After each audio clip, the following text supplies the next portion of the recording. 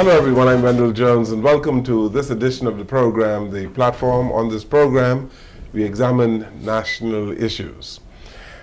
Bahamas Striping group of companies, they're doing some wonderful things in our country. And on our program today, we are going to talk about some of those things. Many Bahamians would know that our roads some of them are in bad shape, and we have a new stretch of roads here in New Providence and others in the Family Islands that are in need of something called Rejuveseal. And there's a new product on the market here in the Bahamas. At least it's available to Bahamians now.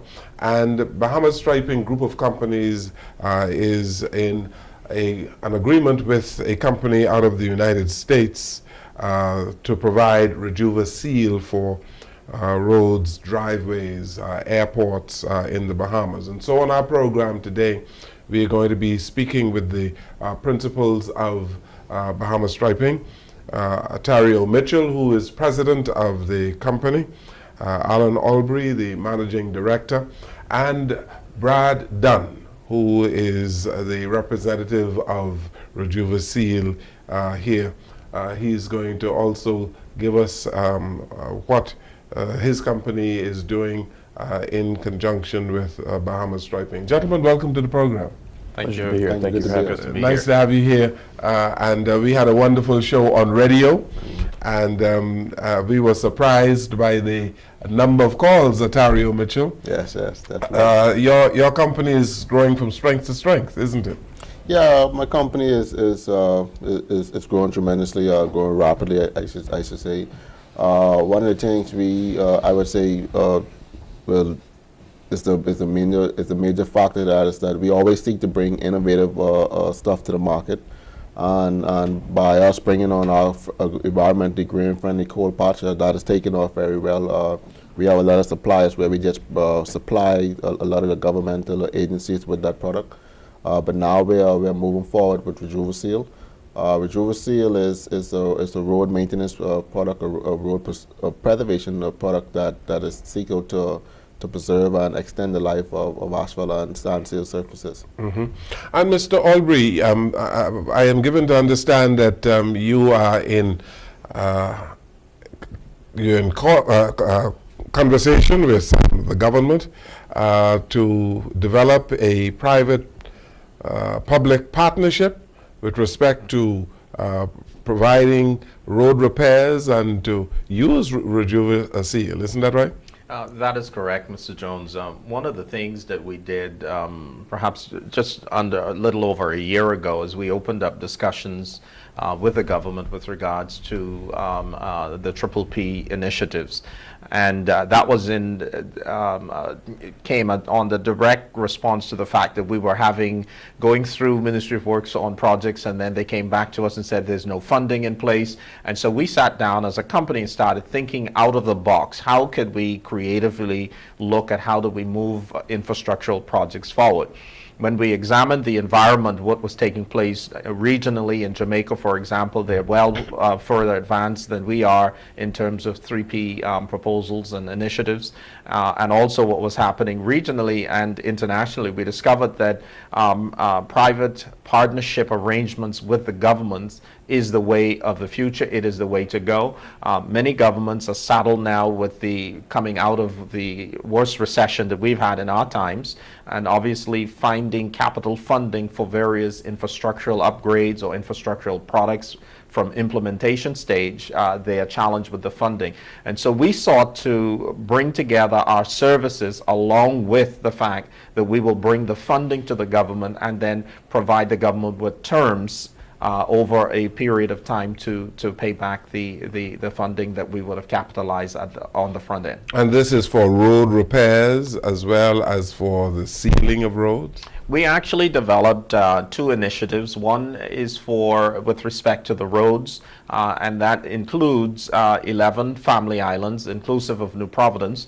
And what we seek to do in that particular initiative is to address road signage, road barricades, where you have slopes or dangerous curves, in the installation of center lines, edge lines, reflective markings, and then also the glass beading, which is critical to night motorists that are traveling on the roads at night, particularly in the family islands. Eleuthera, for example, recorded the highest number of traffic fatalities throughout the Commonwealth last year, and historically has been so. Abaco is right on the heels of that. Grand Bahama comes in.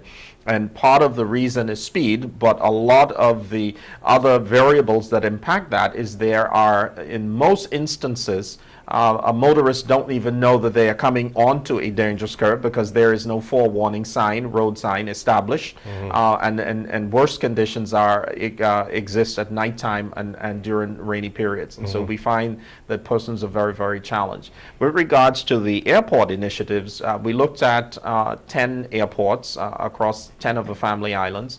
The Bahamas, unlike any of its regional partners that may have 1 or 2 airports, 3 at most, we have over 50 airports in the Commonwealth, 28 of which are owned and operated by the government. The remainders are private.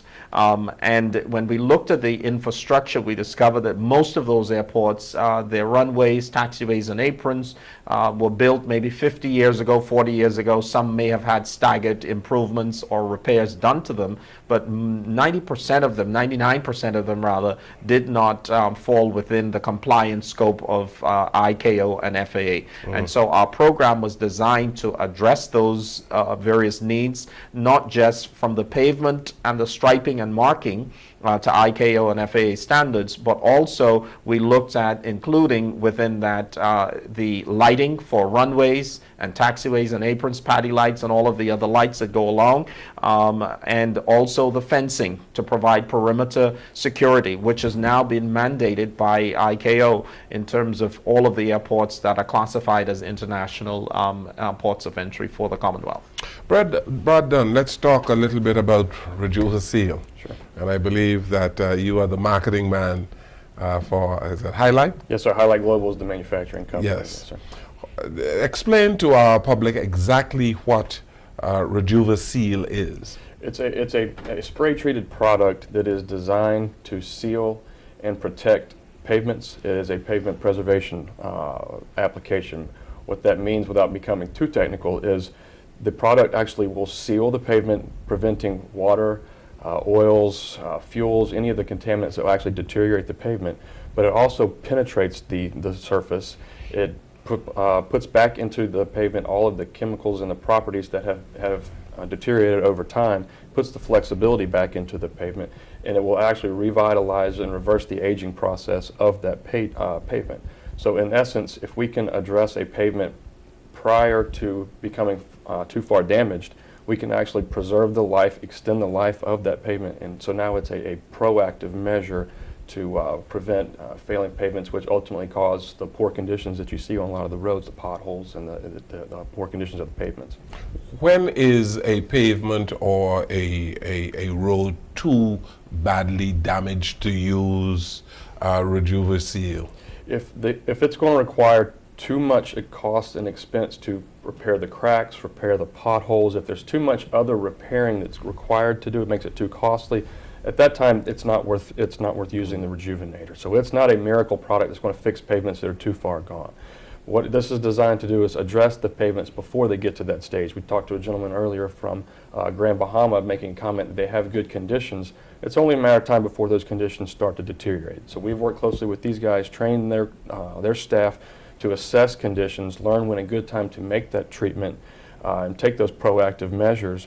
And that way we can implement a maintenance plan as this stuff can extend the life 3, 5, 7 years. It's also an application process that can be recurring. So after we treat it, we can come back in 3 or 4 or 5 years, assess the conditions, and maybe treat it again at that time and continue to extend the life of the pavement.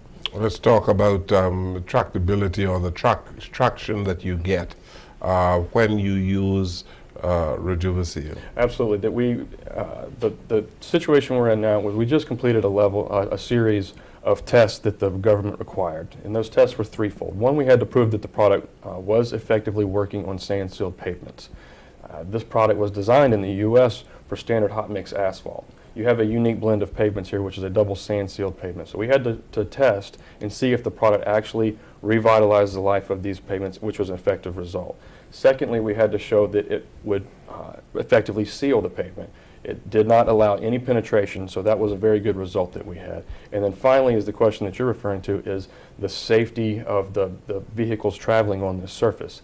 This is a sealer that's going down on high-speed roads. It's going down on runway surfaces. We had to prove that once this material was dried and cured, that it did not reduce braking factors, and we had very good results. We brought over special equipment from the United States to test friction levels, and on all counts, the friction levels were very positive on both the road and the runways. So now we have a product that we have effectively proven to the technical team for the government that it works on sand-sealed pavements and it's a safe product. So now we've kind of put the ball back in the court of the government to decide how they're going to roll this out and implement this product. Atario, Mitchell, you've done some work in Eleuthera.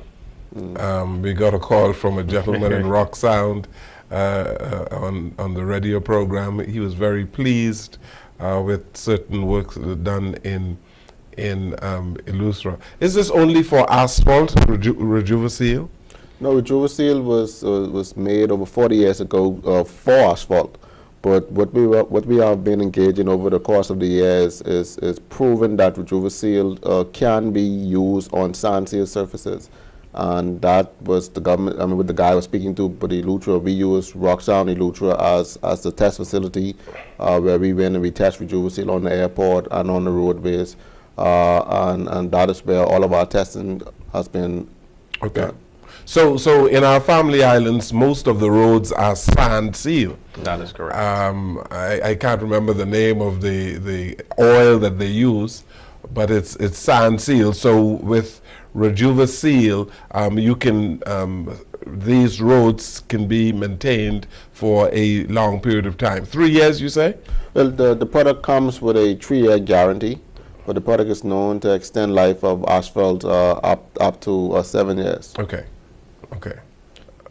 Now, with potholes, I am told that you can also use Rejuveseal to seal potholes so that they do not recur. That's correct. Now, the existing holes, the crews will have to address. They will, effectively cut out and replace the potholes and patch them. What the Rejuveseal will do will seal those areas that have been repaired and prevent the water from intruding the pavement and eroding the subbase, which is what causes the failure of the pavement. That is once the potholes are well compacted. Properly compacted. Yes. That's correct. Yes. That's correct. And isn't that the problem that we've been having, that we go into these areas and we see these potholes and they are not well compacted before they are paved? I mean, one of the things that there is a standard, but a number of the local contractors that are hired by the Ministry of Works don't necessarily always comply with the existing standards that exist. We as a company, through our Caribbean Pavement, which is one of our subsidiaries that focuses on that aspect of pothole reinstatements or trench reinstatements, we go through the full process and meet those standards. It is critical for the life of that patch to remain. So if we shortcut that in terms of, let's say, for example, we don't cut the area properly, the pothole is a material that's going to be used to patch that pothole does not bond to the existing pavement. It just falls loose, water goes between it, and all of us, after a few vehicles drive over it, you have this loosening that takes place, and your pothole reoccurs. And typically we see that happening, especially here in New Providence, over and over. You see a pothole patch this week, and just one squall of rain comes down, and the pothole is right back there. So what we try to do as a company is we adhere to the international standards or the national standards in this regard to make sure that it's done properly. Okay. And it's being well received. You said that you've done a project in Grand Bahama, yes? Yeah, the Grand Bahama reference to Rejuveseal was our first job. Mr. Franklin Butler, we pitched the idea of preventive maintenance, and he grabbed all of it, and that was actually our first job. What we intend to do, or what we're in the process of doing with Rejuvaseal now, is to we're in negotiation with Highlight to become a manufacturer of the product here in the Bahamas. And once we are successful in obtaining that manufacturing license, we want to move away from becoming an applicator. What we intend to do is to seek out about five local companies, contracted persons, to be certified and trained on how to assess asphalt pavement and how to apply Rejuvaseal.